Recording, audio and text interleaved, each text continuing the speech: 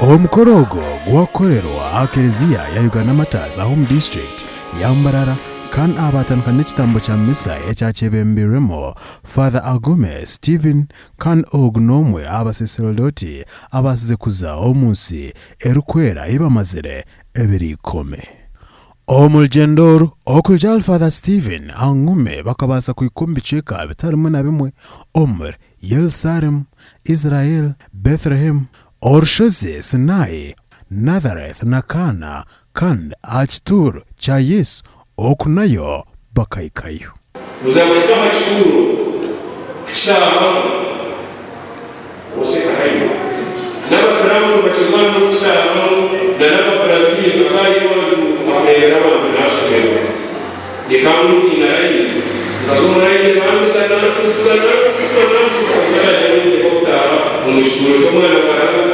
Ari ebirungi ebyakushobera obumwe tebikabura okunayo hari bashanjire ngira kucekinga kisakende oseka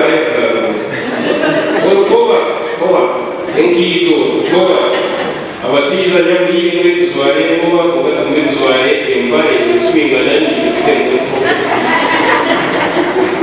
okashambira fane omwe mbabembaza tebeyoni bakajya muri hamwe kuba ayembare bamu yagiye mu kuba abandi bantu basa nabo kutugambira ebyo ebarebere omunsi erukwera nako rwasingire ku nshemeza nako rutwagarikire mu ndagano zitu zo bushwere ahari kana aho Yesu yakoreye isakamenti rya matrimony naye hari ufite imborusozi wasinaye musa ranga yampariye beragiro bana no temba yo kayo konkorwa na batemba mu ciro kandi no suzurugumere turukutemba abaramaji omunsi kwera bamazireyo ebiri 10 kandi bagira ngo begire ibintu bitarimo na bimwe omre o kamera omkwikiriza kwabo okume ibibuhango na munonga ebyenzaranwa kandi okongera kushoma no kureba ngo barwanisa ubworo abo kuba oko ebintu bigumere konka abantu nakora kachina kahango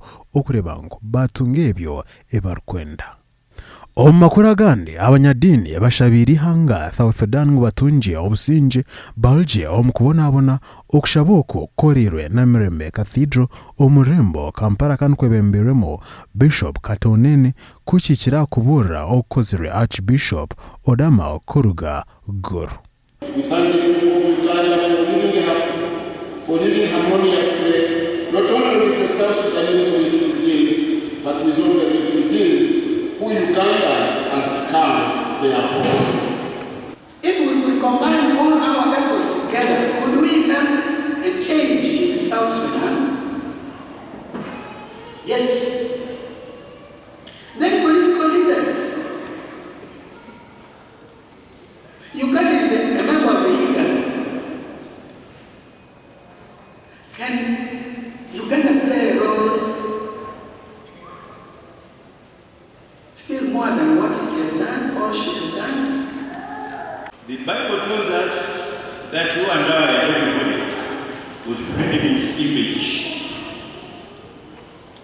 And God's image is nothing else but peace and love. That's why Jesus Christ, when He summarized the 2 commandments, He summarized it to love of God and what?